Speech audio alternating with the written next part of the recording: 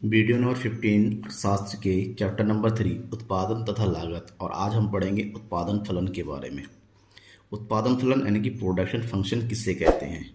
उत्पादन फलन का अर्थ, उत्पादन फलन की विशेषताएं, उत्पादन फलन की मान्यताएं और उत्पादन फलन के प्रकार, इन टॉपिक्स की हम चर्चा करेंगे इस वीडियो में।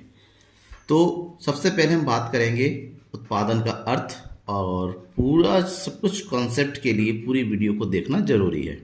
आप बीच में छोड़ देंगे तो आपको ज़्यादा समझ में नहीं आएगा। तो चैनल को सब्सक्राइब जरूर कीजिएगा, वीडियो को लास्ट तक देखिएगा ताकि आपका कॉन्सेप्ट क्लियर हो। और इकोनॉमिक्स के फुल कोर्स के लिए चैनल को सब्सक्राइब करके रखिएगा, अपने दोस्तों के बीच में भी शेयर कीजिएगा। चलिए हम बात करते हैं उत्पादन फलन के बारे में। उत्पादन फलन वास्तव में क्या होता है। फलन एक ऐसा शब्द है जो कि किसकी बात करता है, संबंधों की बात करता है, संबंध की बात करता है। और ये संबंध बताता है किस प्रकार का, फलनात्मक संबंध, जहाँ से हमें कोई परिणाम मिलता है, परिणात्मक संबंध होता है। तो उत्पादन फलन संबंध बताया जाता है किस किस का, उपादानों का यानी कि जिसको इनपुट्स कहते हैं, तथा उत्पादनों का जिसको आउटपुट्स के बीच फलनात्मक संबंध को उत्पादन फलन कहा जाता है। और ये फलनात्मक संबंध होता है मात्रात्मक, यानी कि यहाँ पर मात्रा का होता है कि कितने इनपुट्स होने पर उसका आउटपुट कितना होगा, क्वांटिटी को बताता है। यहाँ पर एक वर्ड है उपादान, इनपुट्स, और यहाँ पर इनपुट का मतलब है उत्पादन के साधन। उत्पादन के साधन कौन कौन से होते हैं। उत्पादन के साधन यानी कि भूमि, पूंजी, श्रम तथा उद्यमी, यानी कि साहसी जिसको बोला जाता है, एंटरप्रेन्योर। तो ये सब मिलके उत्पादन के साधन। अगर हमने उत्पादन में इन साधनों का प्रयोग किया, कितना प्रयोग करने से हमारा कितना उत्पादन होगा, इसके बीच के जो रिलेशन होता है वही उत्पादन फलन होता है। ठीक है ना। इसका मतलब ये हुआ, उत्पादन फलन बताता है कि समय की एक निश्चित अवधि में, यानी कि एक फिक्स टाइम पीरियड में हमने उत्पादन के साधनों में कितना परिवर्तन किया, और उस परिवर्तन के फलस्वरूप उत्पादन में कैसे और कितना परिवर्तन हुआ, इस बात का अध्ययन उत्पादन फलन के द्वारा हो जाता है। ठीक है ना। इसी चीज को प्रोफेसर वाटसन ने कहा था कि एक फर्म के भौतिक उत्पादन और उत्पादन के भौतिक साधनों के मध्य संबंध को उत्पादन, एवर भौतिक वर्ड क्या किया गया। भौतिक का मतलब ये होता है यहाँ पर कि आपके सामने प्रत्यक्ष रूप से उसकी मात्रा होनी चाहिए कि इसकी कितनी क्वांटिटी का प्रोडक्शन हुआ, और उस प्रोडक्शन के लिए कितनी क्वांटिटी के हिसाब से साधनों का प्रयोग किया गया। इसको हम सिंपल से एक इक्वेशन में शो कर सकते हैं। QS equal to F bracket ABCD, जहाँ पर QS का मतलब होता है वस्तु X का भौतिक उत्पादन, यानी कि हम वस्तु की बात करते हैं X की, किसका कितना प्रोडक्शन हुआ, और ABCD का मतलब होता है उत्पादन के अलग अलग साधन, कि उत्पादन के लिए किन किन साधनों का हमने प्रयोग किया है। और F का मतलब होता है संबंध, और ये संबंध कैसा होता है, फलनात्मक यानी कि मात्रात्मक। ये मात्रात्मक संबंध को बताता है उत्पादन फलन। ठीक है ना। अब बात ये आती है उत्पादन फलन की कौन कौन सी मान्यताएं होती हैं, उत्पादन फलन कब कब लागू होता है। सबसे पहली बात, उत्पादन फलन का संबंध एक निश्चित समय अवधि के साथ होता है। समय अवधि मतलब एक निश्चित टाइम पीरियड होना चाहिए जिस बीच हम उत्पादन साधनों के बीच के संबंध की करें। एक टाइम पीरियड, 1 महीने का टाइम पीरियड हो सकता है, एक 6 महीने का हो सकता है, 1 वर्ष का हो सकता है। जिस हिसाब से हमें कैलकुलेट करना उस हिसाब का टाइम पीरियड हो सकता है। उत्पादन फलन के सभी साधन अल्पकाल में परिवर्तित नहीं होते हैं। उत्पादन के साधनों की बात करें तो 2 प्रकार के साधन होते हैं अल्पकाल के अकॉर्डिंग। एक होता है परिवर्तनशील और एक होता है स्थिर। इसका मतलब ही हुआ कि अल्पकाल में कुछ साधन स्थिर रह जाते हैं और कुछ साधन परिवर्तनशील हो जाते हैं। कौन कौन से साधन स्थिर रहते हैं, कौन कौन से परिवर्तनशील रहते हैं, आगे बताते हैं। दूसरा है दीर्घकाल में उत्पादन के सभी साधन परिवर्तनशील होता है। इसका मतलब ही हुआ कि दीर्घकाल में कोई भी साधन स्थिर नहीं होता है, यानी कि कोई भी साधन ऐसा नहीं है जिसको बदला ना सके। दीर्घकाल में सभी साधनों को बदला जा सकता है, घटाया या बढ़ाया जा सकता है। और लास्ट है अल्पकाल में तकनीकी स्तर में कोई परिवर्तन नहीं होता। अगर अल्पकाल की बात करें तो जिस तकनीक से हम उत्पादन प्रक्रिया को अंजाम दे रहे थे उसी तकनीक का प्रयोग करना पड़ेगा, उसमें कोई परिवर्तन संभव नहीं होता है क्योंकि समय अवधि बहुत कम होती है। ठीक है ना। इसके बाद हम बात करते हैं उत्पादन फलन की विशेषताओं की। उत्पादन फलन की विशेषताओं की बात करें तो जो मान्यताएं होती है उसी को हम विशेषताओं में कन्वर्ट कर सकते हैं, जिसमें पहला है कि उत्पादन फलन उत्पत्ति के साधनों एवं उत्पादन के भौतिक संबंध को बताता है। ये आपको पता है, ये तो आपको अर्थ से मिल गया कि उत्पादन फलन हमेशा साधनों और उत्पादन के बीच में भौतिक संबंध और भौतिक मात्रात्मक संबंध का भी प्रयोग कर सकते हैं पर कि भौतिक मात्रात्मक संबंधों को बताता है। दूसरा है, इसमें साधनों एवं उत्पादन की कीमतों का समावेश नहीं होता। हम केवल कितने साधनों का प्रयोग किया और कितने उत्पादन हुआ यानी कि केवल इसकी मात्रा का प्रयोग करते हैं। इसकी कीमतों का प्रयोग यहाँ पर नहीं किया जाता है, पर कीमतों का अध्ययन उत्पादन फलन के अंतर्गत नहीं होता है। कीमतों को क्या रखा जाता है यहाँ पर जो है यहाँ पर तटस्थ रखा जाता है, यानी कि स्थिर रखा जाता है। दूसरा है, इसका संबंध एक समयावधि से होता है, ठीक है ना। उत्पादन फलन की जब बात करें एक निश्चित समयावधि की वो बात करेंगे कि इतने समय के लिए इन साधनों का प्रयोग हुआ, बदले में इतना उत्पादन हुआ है।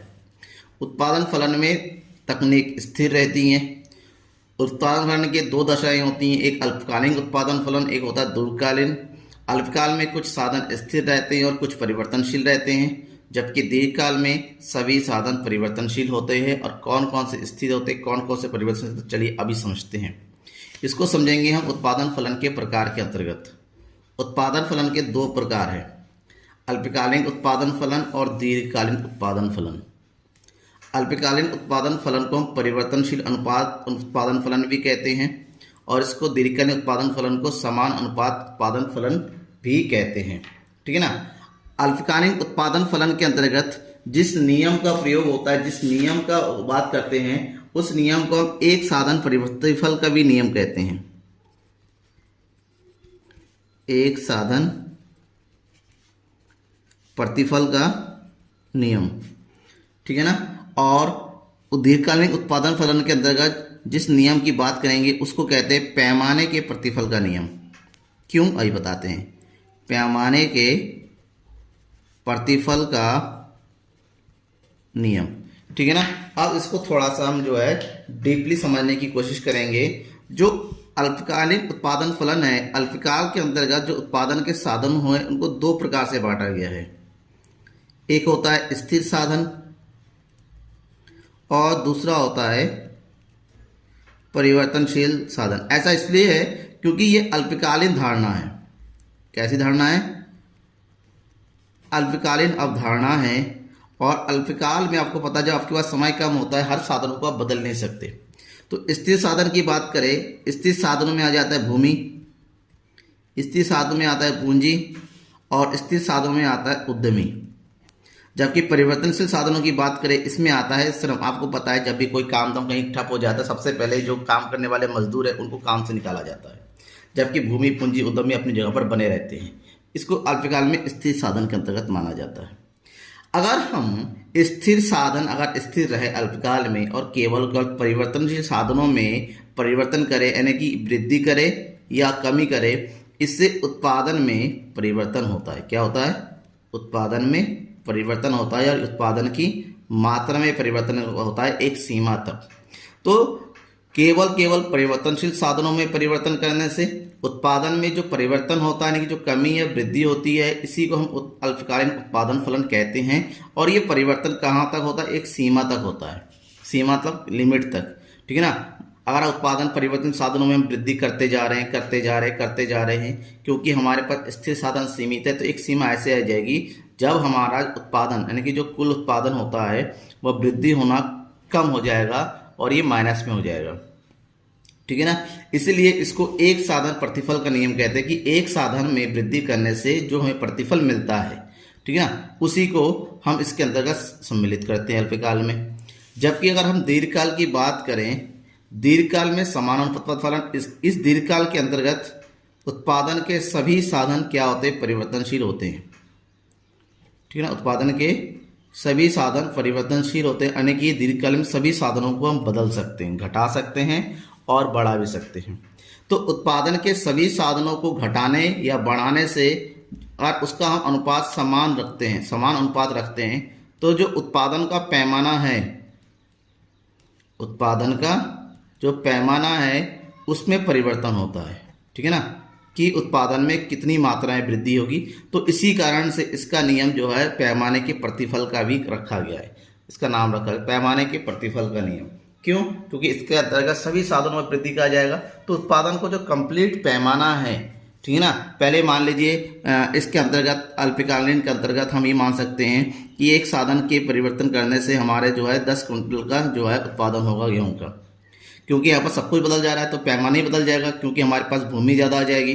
जो जाहिर सी बात है 10 कुंटल की जगह हम अनुमान लगाएंगे वहाँ पर 20 कुंटल का जो उत्पादन होगा, तो पूरा का पूरा पैमाना बदल जाएगा। यहाँ पर केवल ये कर सकते हैं, तो जब मान लो भूमि उतनी ही है, हमें गेहूं का उत्पादन 10 कुंटल हो सकता है, तो ज़्यादा से ज़्यादा बढ़ाएंगे तो हो सकता है 10 से 12 हो जाए, 11 हो जाए, ठीक है ना। उससे ज़्यादा हो नहीं सकता, क्योंकि यहाँ पर भूमि बढ़ रही है तो उत्पादन का पैमाना की पूरा का पूरा कैटेगरी हमारा बदल जाता है।